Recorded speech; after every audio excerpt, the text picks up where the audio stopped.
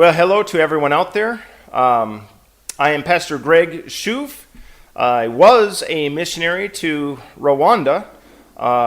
We went to Rwanda in July of 2003 as a church planter and just simply to preach the gospel. We started a church in our home. Just want to give you some background before I get to the main message here. Started the church in our home. We got to a bunch of people really fast. We moved to a school, and for 15 years, we were helping people with the gospel and helping people in all kinds of good ways. You know, it's, of course, first of all, and most important, helping people with salvation and making sure that they can know how to go to heaven, and making sure that their life is in agreement with the Lord Jesus Christ. Amen. But, of course, we also helped those who had drinking problems, the drunkards, and through the power of Jesus Christ, their life's been cleaned up, and they got off their drinking, they got off their drugs, and all kinds of things like that.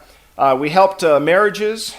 We helped teach parents how to raise their children. We even made different projects in the years we were there for helping to generate income for some of the people in the church. But anyway, I just want you to know, we loved the people of Rwanda. We loved them, and we wanted to do good for them. You understand that? And the church was loved by the people of Rwanda. And I tell you, when Rwanda closed our church, so many people were very, very heartbroken. And I'll put a link here for a video that you can watch to show what our church was like. And actually, my kids put it together. It's really nice, though. But all of that changed in February 25th of 2018. One day, we went to the church as normal. Of course, we were meeting in a school, a nice school, Kigali Junior Academy, and we got a letter. One of the teachers or somebody said, the government gave you this letter. And basically, it was, you're closed. And so after 15 years, boom, church is closed.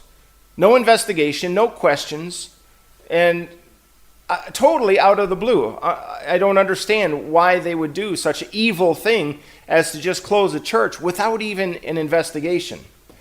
But I want to let you know in detail what I've done and what I tried to do to get the church reopened and to solve the problem that the government has brought to us. First of all, I have a whole bunch of letters here. And I'll put these at the end of the video. I'll scan them in, and hopefully you'll be able to read them if you wish. But they're all about the same thing. But first of all, we got a letter from Rwanda sector saying, you're closed. And saying that you did not follow, guidelines or standards or something like that, blah, blah, blah. But nothing specific, just in general, you didn't meet the qualifications. And so from that point, I started asking questions. And that is, okay, which qualifications did I fail? So I can fix them. You know, how can I fix something if I don't know what was broken? How can I fix something if they never tell me what I did wrong? Help us. So I started writing letters, and all these letters are saying about the same thing. And that is, why did you close our church? So I wrote to Rwanda sector, Kalisa, saying, why did you close our church? If you don't have a reason, then let us open up again. And of course, Kalisa did not answer. Then I wrote to March 30th, I wrote to the mayor of Gasabo district, said, Rwanda sector is not answering my letter, so please, why is my church closed? And he did not answer. Then I wrote to the mayor of Kigali City, April 26th, and I said, Kalisa and the mayor of Gasabo are not answering. Can you please tell me why my church is closed? Then May 24th, I wrote to RGB saying, all these other people are not answering. Can you please tell me why my church is closed? And of course, they didn't answer. Then I gave up for a while and said, man, this is crazy. And I was also having other business with the radio I was working on. But I started writing letters again. February 20th, 2019, I wrote to the Prime Minister saying, RGB and all these other people are not answering. Can you tell me why my church is closed? Minnaloak, April 17, can you tell me why my church is closed? And finally, to the office of the President, April 17, 2019. Can you please tell me why my church is closed? That is what has happened with our church in Rwanda. Closed for absolutely no reason. Zero reason. And finally, I guess somebody from the office of the President forced RGB to answer one of my letters. And so they finally answered after a year and a half of asking. And here's what their answer was. We want to, basically, they're saying they want to investigate. Please give all these papers for your church. And I'm thinking, wait a second. You want to start an investigation after a year and a half? And I wrote a letter to Dr. Usta Kaitesi and said, thank you for finally answering. You're the first one in a year and a half to give us an answer. But I don't think you understand. I wasn't wanting you to start an investigation. No. Don't start an investigation after a year and a half of whether our church is good or bad. No.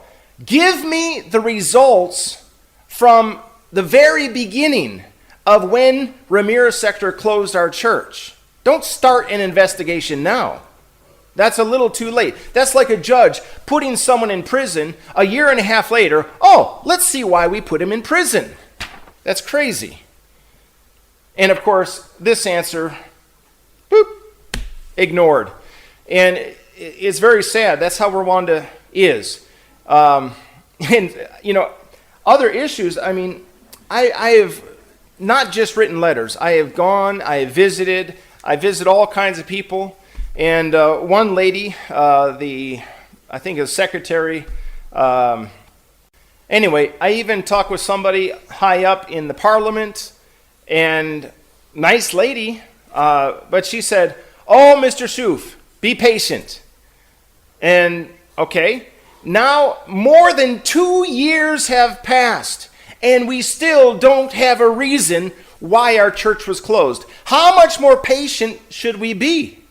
That's why I had a press conference, but of course Rwanda doesn't like freedom of speech, and that's why I got arrested.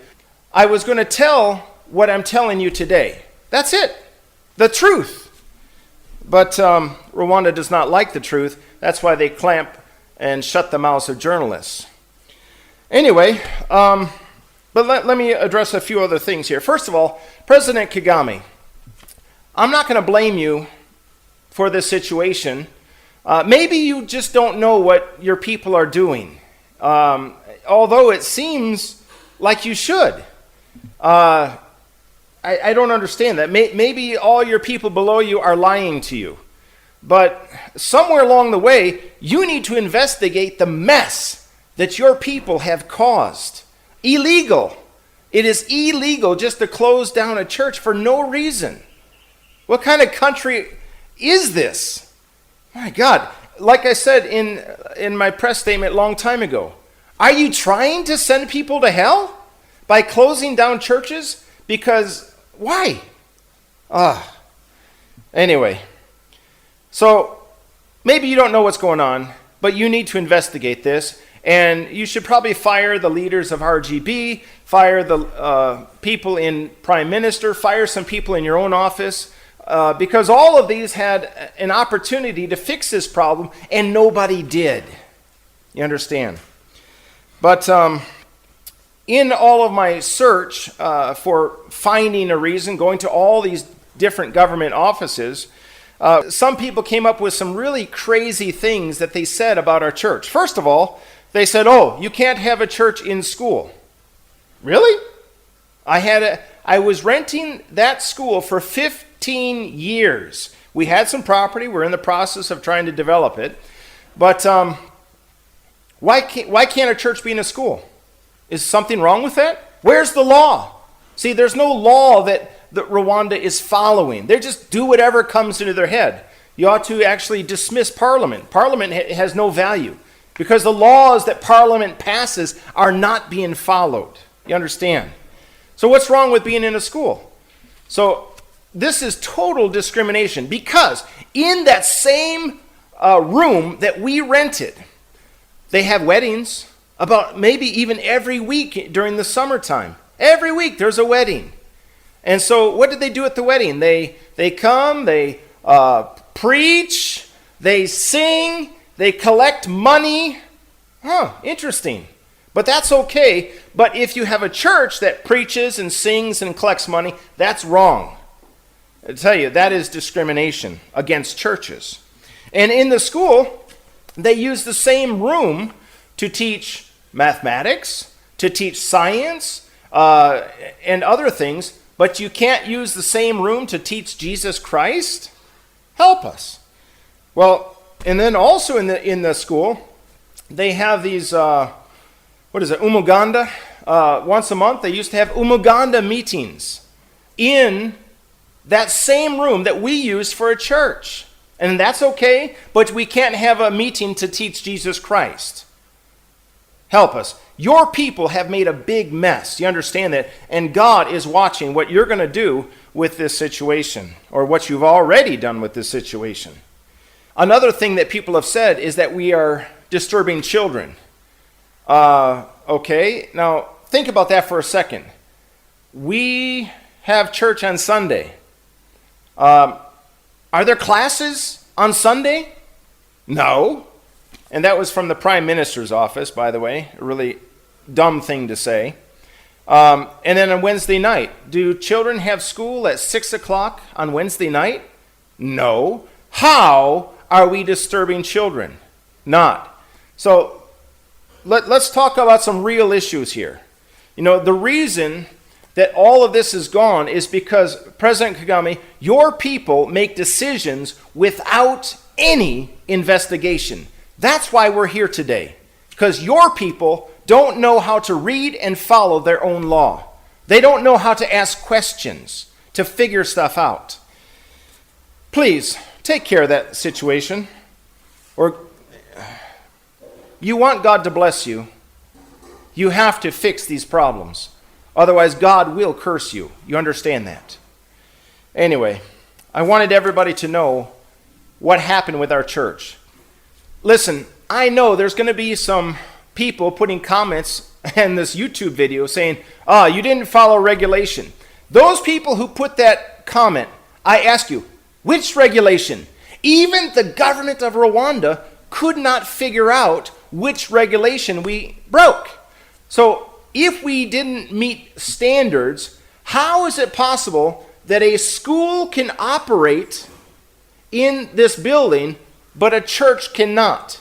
Shouldn't the same standards for a church also apply to a school? Think about it. This is just plain discrimination against churches, and it's very wrong. Anyway, we want to thank all of you who have prayed for us, and we'll continue to pray for the situation in Rwanda and continue to pray for the people who have been hurt so badly by this terrible thing that Rwanda has done. God bless you all. Bye.